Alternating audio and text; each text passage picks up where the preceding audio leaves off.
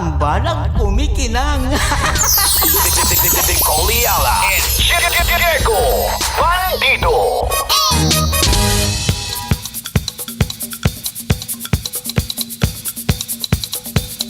Hey!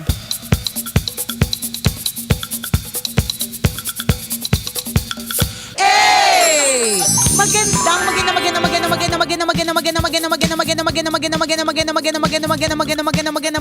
tanghali.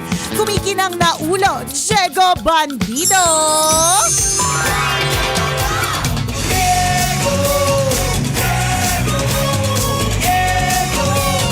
Go, Diego, go!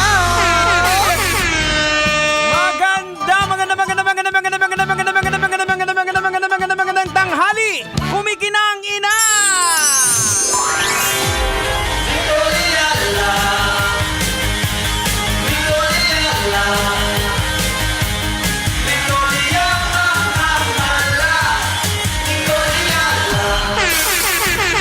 Dear Nicole Ayala and Diego Bandido.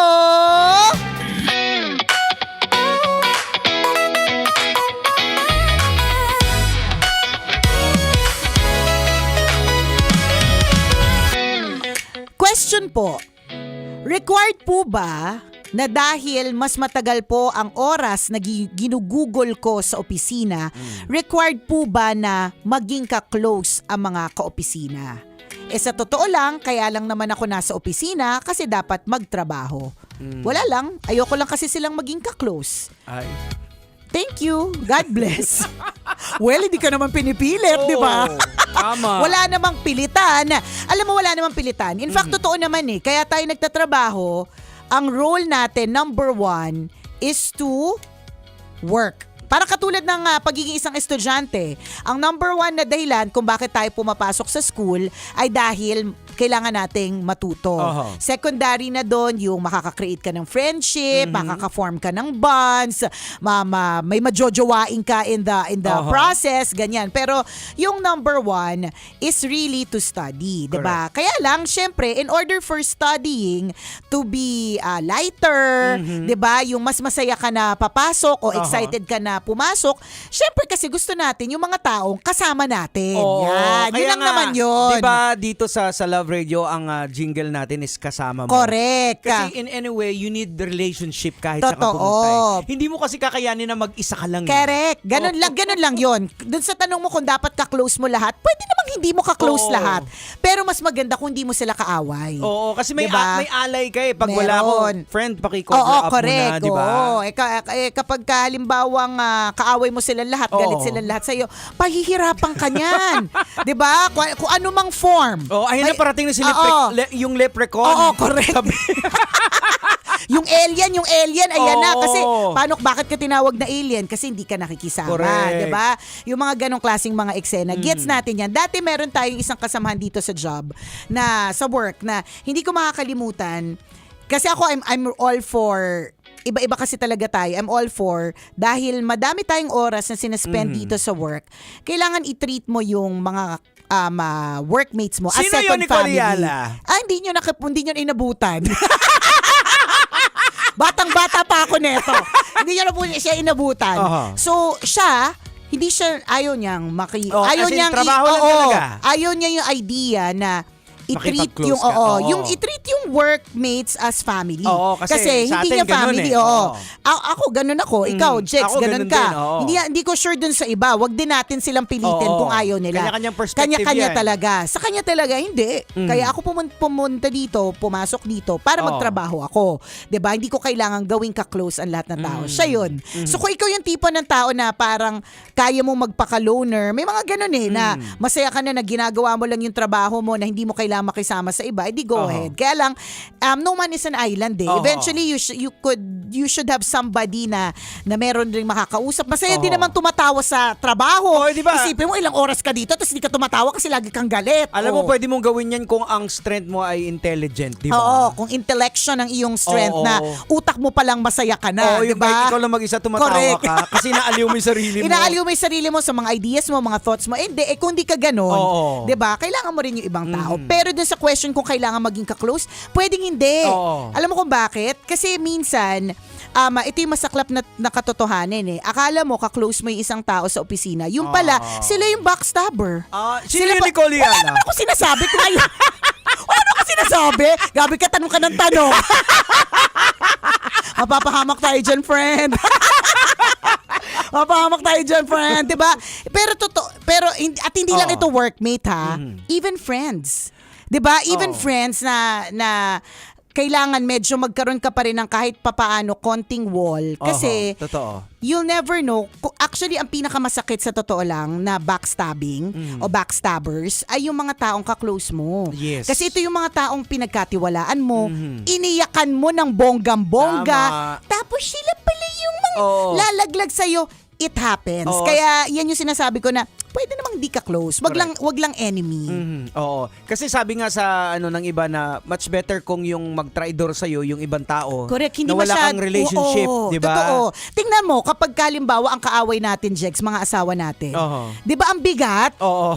Kasi mahal natin tsaka yung buhay natin nasa dito kilala tayo neto, Oo. 'di ba? Ang bigat niya eh. Correct. Tingnan mo ang betrayal, 'di ba? Minsan may mga scamming among friends.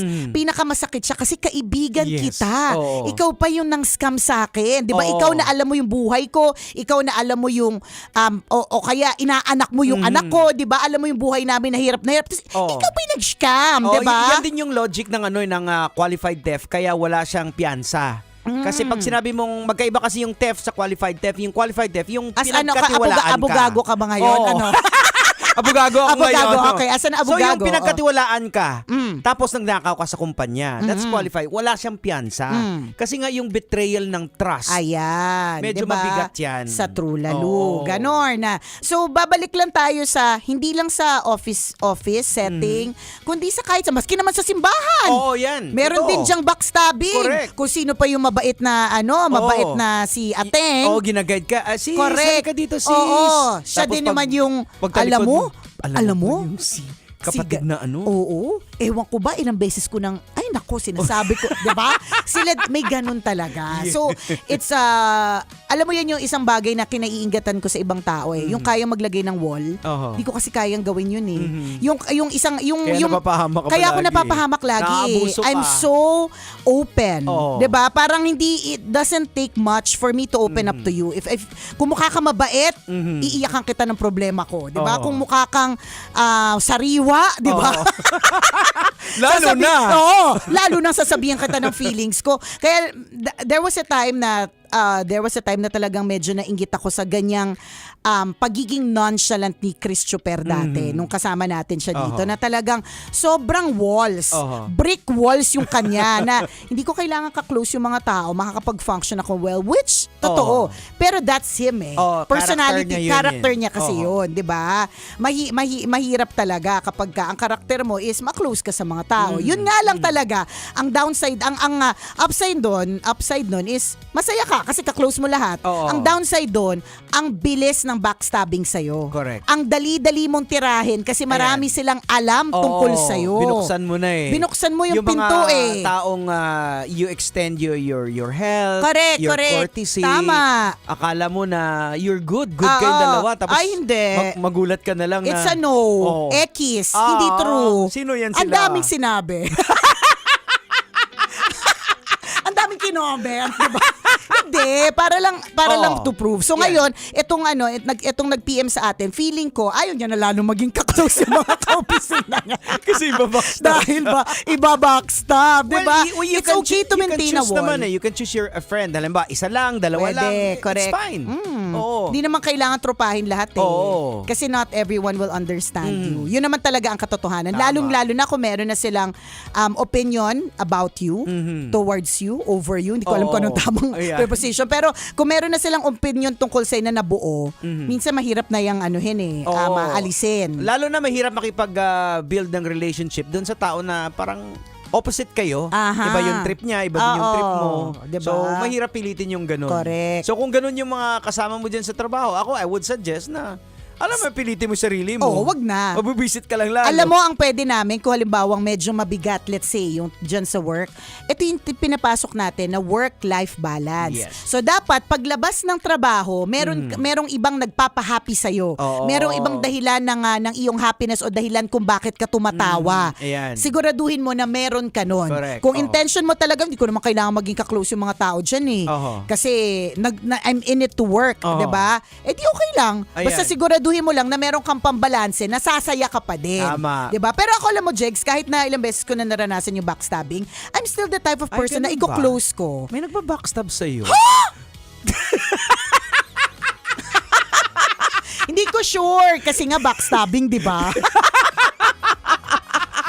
Hindi ko naman sigurado kasi nga backstab. Okay. Nakatalikod ako so hindi ko Oo. sure. Baka stab. Baka stab lang, Oo, 'di ba? yan. Pero still, para katulad ng ilang beses ako niloko ng mga lalaki dati, pero Oo. patuloy pa rin ako nagmamahal. Wala, ganun tayo. Ganun talaga tayo eh. Ilang beses na tayo inuto. Pero Correct. hindi, Okay lang. Ganun Friend. talaga eh. Friend. Ilang beses na tayong sinabihan na, ayan, huwag ka kasing masyadong open. Ayan. Ayun, open pa rin. Oo, kaya kami napapagalitan ng mga asawa namin.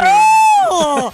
Hay, Oo, nako. pero kung maging halimbawa, yung mga kasama mo talagang toxic na naapektuhan ka na, well, I guess it's about time to reconsider Correct. na maghanap Other ka ng options. other options na Yes. trabaho. Kasi Perhaps. ayaw din naman natin na toxic na rin yung feeling mo. Oo. 'Di ba? Oo. Ayaw namin Mauubos magka-anxiety ka. niyan. Correct. Imagine mo, papasok ka sa trabaho, tuwing dadaam, nabubuisit Oo, ka. naiinis ka. Naku, papangit ka niyan. Hindi natatanab yung botox sa'yo niyan. Tama. Kasama pa rin po ang tambalang kumikinang. Ako pong kumikinang ulo, Diego Bandido. At akong kumikinang ina mo, Nicole Yala. Kailangan pa bang i-memorize yan? Basic! This portion was brought to you by So kung halimbawa sa work, di mo masyadong trip yung mga kasama mo dyan, okay lang din naman kasi pwede ka rin namang may outside na work katulad ng pagkakaroon ng sarili mong franchise! Tama! Umpisa na po ngayong araw na ito ang ating franchise expo. Iyan, dyan sa may SMX Expo ito. SMX Convention Center, April 24, 25, and 26. Mamaya-maya ay pupunta kami dyan ni Diego Bandido Yay! sa booth ng Gold Mine Rice. Gold Mine Farm to Market. Siyempre, Yan. support natin Oo naman. ang Gold Mine na dahilan kung bakit tayong lahat ay nagsasabing kanin is life. Tama. Hanggat meron pong mga ganitong klaseng mga grupo at businesses that ensures na may trabaho yung mga farmers, Yes, meron oo. po tayong mga kinakain. Oh, ito yung Yan. nagustuhan ko talaga sa konsepto ng gold mine nung nalaman ko na hindi lang ito, it's not just about business but helping the Correct. farmers. Kasi habang may mga ganitong klaseng negosyo talaga, ang dami din talaga natutulungan na pamilya. Yes, oo. Tas ikaw din naman, may chance ka na to earn extra by having your own franchise. So visit the franchise expo, visit the booth of Gold Mine Farm to Market. Ayan, magkita-kita tayo dyan mamaya. Nandiyan kami maya-maya lamang ni Diego Bandido. Siyempre, dadaan din tayo sa Mayet de la Oo Rosa Fine naman, Jewelry. siyempre. O, diba? Napalaki ng palaki ang kanilang negosyo. Oo. This year, they are celebrating their 20th anniversary. And, of course, dahil dyan, open na rin sila for franchise. Ay, grabe na itong mga franchise Oo, na to. Oo, grabe. Tayo na lang talaga, Jex, ng walang pang franchise. Oo. Kaya, dito na lang muna tayo sa announce, Oo. di ba? At helps sila in whatever way. So, visit also the booth of Mayet de la Rosa Fine Jewelry dito po sa Franchise Expo na ito. Again, happening April 24, 25, 26 at the SMX Convention Center. Ayan, kita-kits tayo dyan later, Kita-kits! So, siya, Alright. yun lang po mga kabisyo. Maraming salamat. Mamaya tayo ulit bonding. Kwento na may huwagang Bornay! Bye!